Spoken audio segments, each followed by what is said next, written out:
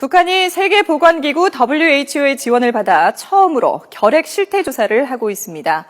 WHO는 지난해 북한 주민 5천여 명이 결핵으로 숨진 것으로 추정했고 3,800여 명은 기존 치료제에 내성이 생긴 다제내성 결핵에 걸린 것으로 보고 있습니다. 북한 보건성은 지난달 대북 협력단체인 유진벨 재단에 다제내성 결핵 환자들을 위한 슈퍼치료사업센터 100여 동을 설치해달라고 요청했습니다. 북한은 자체 시설만으로는 질병을 완전히 치료할 수 있는 여력이 부족해 보이는데요.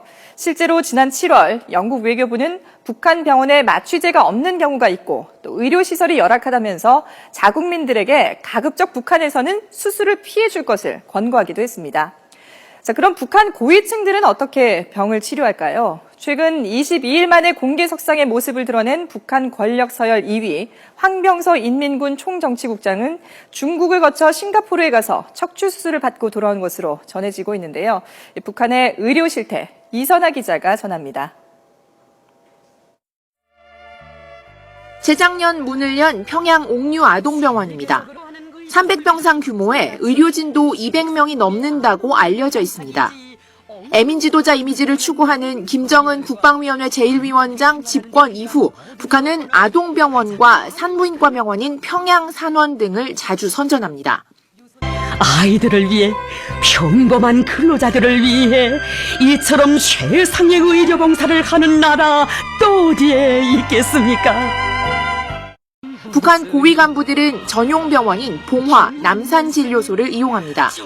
지병을 앓고 있는 김정은 제1위원장의 고모 김경희도 최근 봉화진료소에서 요양 중인 걸로 알려졌습니다.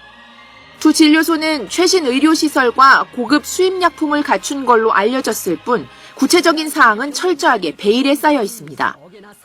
북한 핵심 권력들의 건강 상태가 외부에 알려지는 그 자체가 심각한 정보 유출이라고 판단하기 때문에 외부는 물론 북한 주민들에게도 철저히 차단하고 있다고 볼 수 있겠습니다. 하지만 최고위급 간부들은 큰 병에 걸리면 내부에서 치료받기를 꺼립니다.